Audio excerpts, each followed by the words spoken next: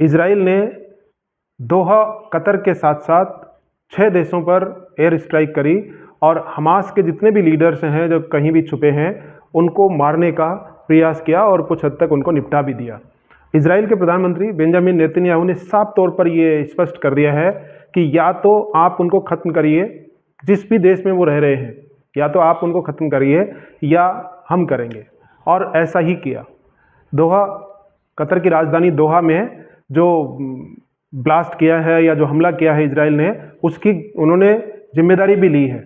इधर कतर के राजा ने गुस्सा जाहिर करते हुए पूरी दुनिया को बताया है कि हमारे ऊपर गलत हुआ है और इजराइल ने ये बेहद बुरे तरीके से और बिना सूचना के हमारे को ये किया है। जबकि ये स्पष्ट तौर पर ये बता दिया जाए कि इजराइल और अमेरिका ने ये पहले ही बताया था या कतर को ये सलाह दी थी कि जो भी हमास के लीडर हैं वो आपके यहाँ रह सकते हैं, क्योंकि नेगोशिएशन के लिए और वार्ता के लिए कोई तो मध्यस्थ या बिचौलिया है वो होना चाहिए।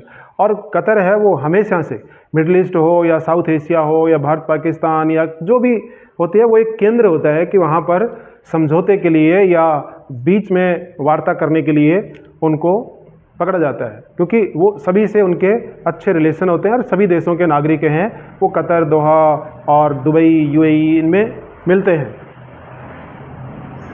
तो उनका कहना है कि हमारे ऊपर हमला किया, हमें पता भी नहीं, जबकि आप ही लोगों ने कहा था कि इनको यहाँ रख सकते हो और वार्ता के लिए जो हमास के लीडर हैं वो वहाँ पर आए हुए थे। इसकी सूचना जब इजराइल को मिली मोसाद के जरिए तो उन्होंने प्रिसाइज अटैक करके वहाँ हमला कर दिया और यही उनके विरोध का या गुस्से का कारण बना। पूरी दुनिया के जो देश हैं वो इजराइल के खिलाफ एक आवाज़ बुलंद कर रहे हैं, लेकिन हकीकत इससे परे है। दोहा यानी कतर ने ये बोला है कि हम रिटेलिएट करेंगे, इसका बदला लेंगे। कोई भी खाड़ी देश हमला नहीं कर सकता है क्योंकि उनके पास चलाने को बंदूक नहीं है। हालांकि वो रक्षा पर इन्वेस्ट करते हैं, 102 बिलियन 120 बिलियन डॉलर है वो अमेरिका को देते हैं। होता क्या है, अमेरिका उनकी सुरक्षा की गारंटी लेता है, हालांकि उनकी रक्षा डील अभी हुई नहीं है, कि जो रक्षा समझौते हुए हैं कि जो हथियार, इक्विपमेंट या एयर डिफेंस सिस्टम है वो देंगे, उसका मैकेनिज्म और उसको संचालित करने का पावर केवल अमेरिका के पास में। तो काहे कि अमेरिका कह रहा है कि मुझे पता नहीं है कि इजराइल ने हमला कर दिया है, जबकि अमेरिकी एयर डिफेंस सिस्टम है वो हमेशा एक्टिवेट रहता है, जब तक वो बंद नहीं होगा इजराइल हमला नहीं कर सकता है। तो ये कैसे वो अनजान बन रहे हैं कि हमें पता नहीं है कि हमला कब हो रहा है, किसने किया, क्यों किया। सब कुछ अमेरिका की परमिशन के साथ हुआ है।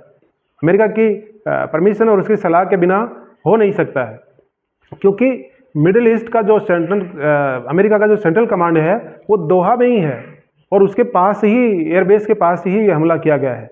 तो ऐसा कैसे हो सकता है, जो अमेरिका के सबसे ताकतवर जो कमांड है, सेंट्रल कमांड, उनके अभी अभी जो पहले जो अधिकारी थे वो रिटायर हुए थे, आसिफ मुनीर हैं वो उसके फेयरवेल में गए थे, वही सेंट्रल कमांड के लीडर हैं, वहाँ काम कर रहे हैं। और उनके होते हुए ये कैसे हो गया?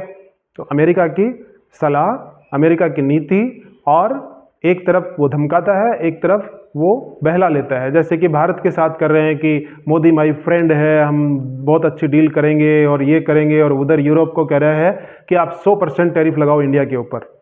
ये दोगलापन अमेरिका का सबके सामने आ चुका है। खाड़ी के देश भी अब ये समझ चुके हैं। उनका एक विदेश मंत्री है कतर का, वो रशिया में व्लादिमीर पुतिन से मिलने के लिए वहाँ गए हैं, और अब शायद कतर बहुत मुश्किल में फंस गया है, क्योंकि ये रशिया के पास जा भी नहीं सकते, क्योंकि इनकी पूंछ दबी हुई है अमेरिका के पास में। रशिया, चाइना ये उनके बचाव करने के लिए आएंगे नहीं। ईरान इनको कभी भी मार सकता है, क्योंकि ईरान से बचने के लिए वो अमेरिका के पास गए थे कि वो हमारे ऊपर हमला नहीं कर दे, और इसीलिए वहाँ सेंट्रल कमांड का जो बेस है वो बनाया गया था। ईरान, यदि अमेरिका इन देशों को थोड़ा भी फ्री छोड़ दे तो ईरान इनको कभी ख़त्म कर सकता है। उसकी ताकत है, अभी इजराइल और ईरान के युद्ध में सबने देखी है। तो ये भी एक उनकी समस्या है कि वो करे तो क्या करें, न उनके पास हथियार हैं, हालांकि अमेरिका उनको प्रोवाइड करवाता है, लेकिन मैकेनिज्म है चलाने का, जो दस्तूर है वो उनके पास नहीं है, वो अमेरिका के सैनिक ही करते हैं। तो एयर डिफेंस सिस्टम है वो भी अमेरिका का है। आपने $400 बिलियन का जो दुनिया का सबसे महंगा विमान है वो भी गिफ्ट में दिया डोनाल्ड ट्रंप को, और उसके बावजूद ट्रंप के इशारे पर इजराइल है वो हमला कर गया और लेबनान के ऊपर, सीरिया के ऊपर, एक अफ्रीकी कंट्री है उसके ऊपर। अर्दोगान का भी अगला नाम है और पाकिस्तान का भी अगला नाम है। जो इजराइल के प्रधानमंत्री हैं बेंजामिन नेतन्याहू, उन्होंने खुले तौर पर यह चीज़ बता दी है कि जब एबटाबाद में ओसामा बिन लादेन को अमेरिका ने मारा तो कोई विरोध नहीं हुआ। ऐसे ही यदि हमारे को भी हमारे दुश्मन या हमास के कोई भी लीडर हैं जो हमारे लोगों को जेनोसाइड किया था, 1200 से अधिक लोगों को मार दिया था और अभी भी हॉस्टेजेस के रूप में उनको पकड़ा हुआ है, तो उनको यदि नहीं छोड़ेंगे या किसी भी इजरायली नागरिक पर कोई हमला होता है और वो किसी दूसरे देश में जाकर के छुपा हुआ है, वहाँ जाकर के उसको मारेंगे। या तो आप मारिए या फिर इजराइल मारेगा। मोसाद उनकी इंटेलिजेंस एजेंसी है, वो बहुत ही शानदार तरीके से पहले उनको खोजती है। अभी इनकी मीटिंग होने वाली थी। एक तरफ वो जो शांति समझौता है, पीस टॉक होने वाली थी हमास के साथ में, उसका जो लेखा जोखा या उसकी बातचीत करने के लिए वो कतर आने वाले थे। और जो ही वो आए तो ये तो अमेरिका का इशारा है, क्योंकि ये सारी चीज़ तो अमेरिका को पता होती है। वो अपने सैटेलाइट, रडार और सूचना, ये सब तंत्र लगा करके एजेंसियाँ, कौन कहाँ जा रहा है, कहाँ मीटिंग हो रही है, ये सब पता होता है। और वही सूचना दे करके इजराइल को वहाँ मारने के लिए भेज दिया। ये बहुत देखने वाली बात होगी कि खाड़ी देश आगे करते क्या है। हालांकि मैं स्पष्ट तौर पर ये कह सकता हूँ कि केवल बयानबाजी देने के अलावा और मुस्लिम ओमा और ये सब करने के अलावा कोई भी इजराइल पर या अमेरिका पर हमला नहीं कर सकता है। पाकिस्तान के प्रधानमंत्री भी सांत्वना देने के लिए और लीडर बनने के लिए वो कतर में उनके प्रिंस से मिलने के लिए गए हैं। अर्दोगान हैं, वो भी मुस्लिम उम्मा के ठेकेदार बनने के लिए प्रयास कर रहे हैं। लेकिन इनके पास जो अपार धन, पैसा, दौलत, ये सब खाड़ी देशों के पास में है, ये केवल अमेरिका की सह पर है और वही उनकी सुरक्षा की गारंटी लेता है। हालांकि कतर की अभी डील होने वाली थी, वो उसके लिए उसे बहुत पैसा है, बिलियंस ऑफ डॉलर है, वो देने वाले थे, लेकिन अब शायद उसमें डिले होगा। डोनाल्ड ट्रंप हैं, वो कुत्सित कूटनीति पर चल रहे हैं, मतलब छद्म में कूटनीति, कि वो छल कपट के साथ में और बताकर करते हैं।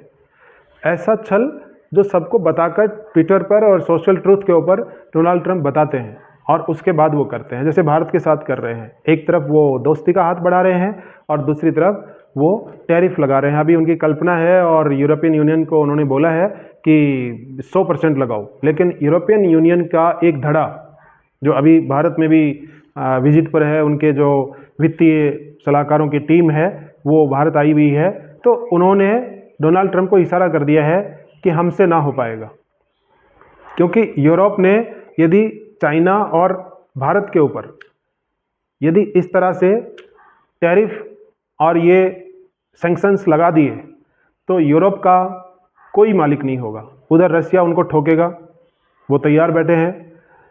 तो जो फिनलैंड और जो बॉर्डर के देश हैं यूक्रेन के साथ साथ, उनको वो लपेटने में लगे हुए हैं। ब्रिटेन की वैसे बुरी हालत है, फ्रांस में दंगे चल रहे हैं और तथाकथित यूरोपियन यूनियन जो अपने आप को दुनिया की सबसे बड़ी एक इकोनॉमी का टैग देते हैं, वो बिखरने वाला है। सब लोग अपने अपने हितों के लिए व्यापार के जो केंद्र हैं वो तलाश रहे हैं। तो निश्चित तौर पर जो कतर में जो इजराइल ने जो हमला किया है उसका रिटेलिएशन के रूप में नील बटा सन्नाटा रहेगा। ऐसा कोई भी आगे आप नहीं देख पाएंगे कि युद्ध की शुरुआत होगी, क्योंकि इजराइल के ऊपर यदि वो हमला करता है तो अमेरिका पीछे हट जाएगा और ईरान उसको खा जाएगा। ईरान की ये पहली महत्ती आवश्यकता है कि वो दोहा और कतर को फिनिश करे। देखते हैं आगे क्या होता है। आपको हमारा कंटेंट पसंद आ रहा है तो आप उसको फॉरवर्ड करिए और अपने फ्रेंड्स के साथ भी उसको शेयर करिए, सब्सक्राइब करिए।